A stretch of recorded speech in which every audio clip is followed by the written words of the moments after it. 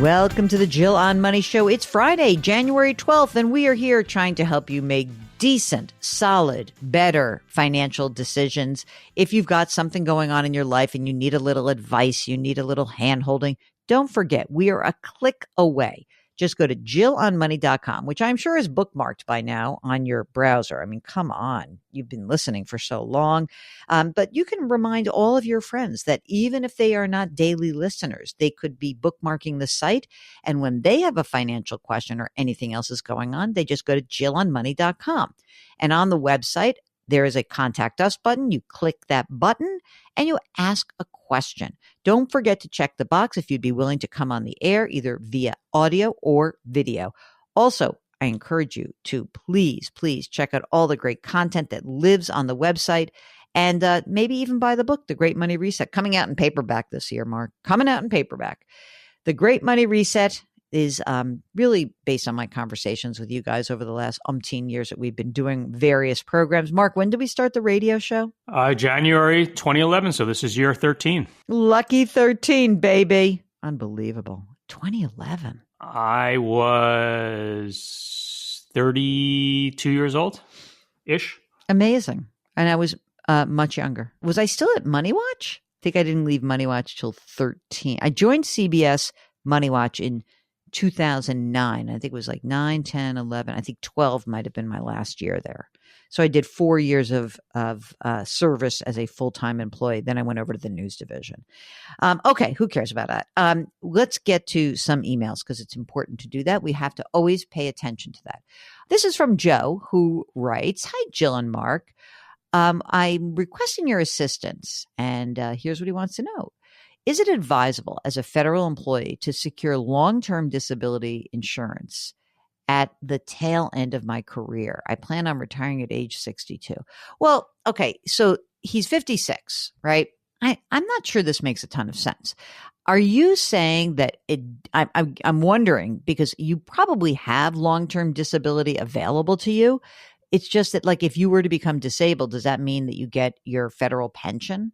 I'm not sure about the rules here, but I'm not sure I would go out and buy private disability insurance right now. It would be quite expensive. So I would first talk to folks at work and try to understand what would happen if you needed to tap your benefits because, you know, what would happen to your pension. So that's what I would do. I'd find out about that. Here's someone who is talking about a column. Dennis is right. A column that I published a year ago, more than a year ago, about getting your documents in order. He wants to know, for bank brokerage and other accounts, do you recommend listing the institutions or should you include the full account numbers or at least the last 4 digits? Documents will be kept in 2 other households besides my own. I would say the more information, the better. So you can have the institution, the full account number, and the contact person who your people will need to contact if something bad happened to you. So think about that. I think that's the more information, the better. This is from Sophie, who wants to know, is an annuity right for us? Okay, here's the note. Sophie writes, "Hi, Jill and Mark. As Tina Turner would say, you're simply the best." Do you want to sing it, Mark? You're simply the best. Thank you. I love your podcast and have been an avid listener for over a year now. Oh, that's so nice. Thank you for that. We love that, Sophie.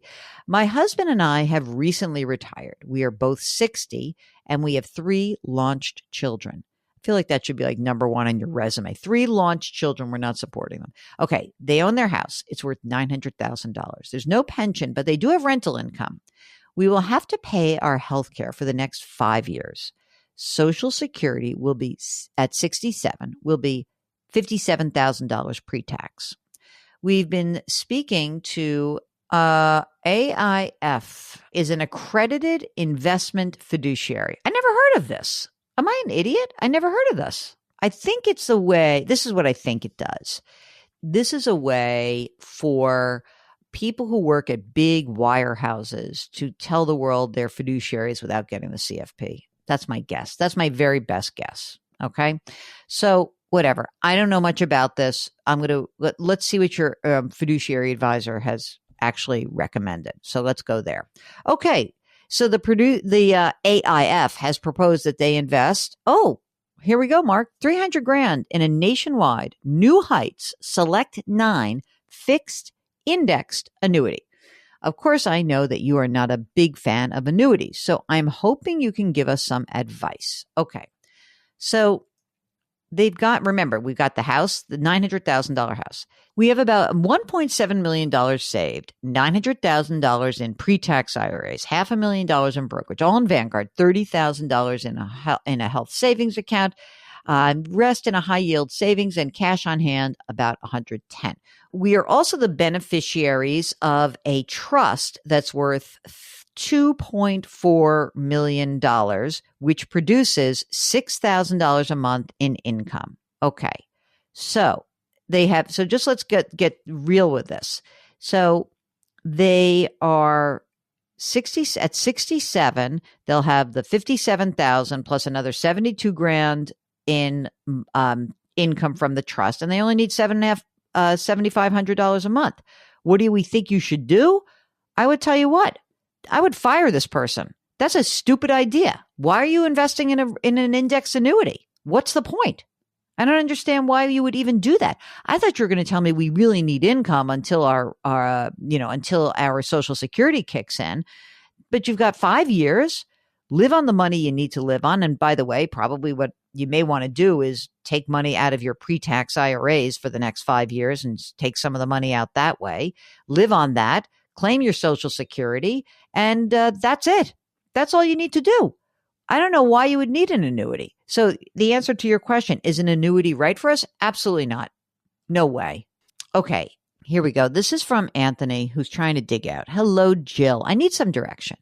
I have about 60 grand in credit card and personal loan debt due to being laid off. Oh, man. I'm working now. The minimum payments are killing me. I was considering a HELOC to consolidate. Some say it's an okay idea. Others say it's horrible.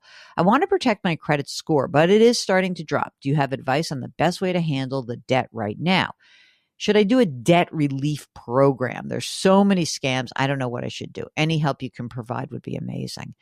Listen, Anthony, I want to know how much your house is worth. Number one. I mean, obviously a HELOC would be cheaper than your credit card payments, but it totally depends on how much equity you have in your home and what your cash flow looks like. I don't usually recommend using any sort of debt relief programs because you're probably far better off arguing your own case with the credit card companies, but I need more information. It may be a situation where in this case, yeah, maybe you would, 8% for a HELOC might be a heck of a lot better than 22% on the credit card. So let's get a little bit more information. We can maybe steer you into towards the right direction. This is from Stevie, who says, you're a big proponent of Roth conversions. I like the idea, but when I add the 9.3% California tax on income above $133,000 to that nice 22 or 24% bracket, I'm losing about a third of my money to taxes. All right. I'm in my early 60s and my spouse, late 50s, and I will likely move to a lower or no tax state within a few years. Are you still a proponent of conversion when the effective state and federal tax rates would be so high, given we would not be facing a state income tax soon? No, of course not. Why would I tell you to do that? But if you're going to stay in the state, it would be a different story, right? Because you'd always have that tax. But no, don't do anything till you go to a lower tax state, obviously. They've got $3.2 million in IRAs. 2.9 is traditional, the balance in Roths. But if you're going to a lower tax state, or that your income's going down substantially at some point, absolutely do not do anything yet. It's okay. You can wait. That's fine. All right. That's it. That's the show. It's Friday. I'm so happy. Mark, is your internet working? What's going on for you in the new house? Yeah, I'm talking to you right now. I figured so you can watch football this weekend. I no excuses. I truly hope to watch. Well, you see what this oh my God, the Peacock thing. First of all, anyone who's thinking you're going to watch Saturday night, you're not, because you don't have Peacock. I'm sure about that. Unless you're like addicted to Saturday Night Live. Why else would you have Peacock? And do they think this is going to prompt people to actually go out and sign up? Because I'll tell you what, I mean, I love watching NFL playoff football more than anything. And there's not a chance that I'm signing up for Peacock to watch one stupid game. Well, would you sign up for one let's see. Would you sign up for 1 month? No, because no, it's just too much Now of a you're hassle mad. for me. You're just I don't want to mad. jump through hoops Okay. and then have to cancel and, my free trial, blah, blah, blah. No, I'm not doing it. Is this the this is the Dolphins Chiefs Yeah. game. Whatever.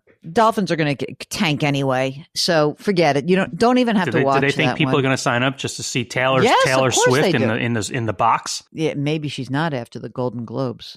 That guy who hosted the Golden Globes really bombed. Don't get on the other side of Taylor Swift. That's all I can tell you. I love her. Love that movie. Did you watch that movie, Mark? Which movie was it? Her concert movie. No.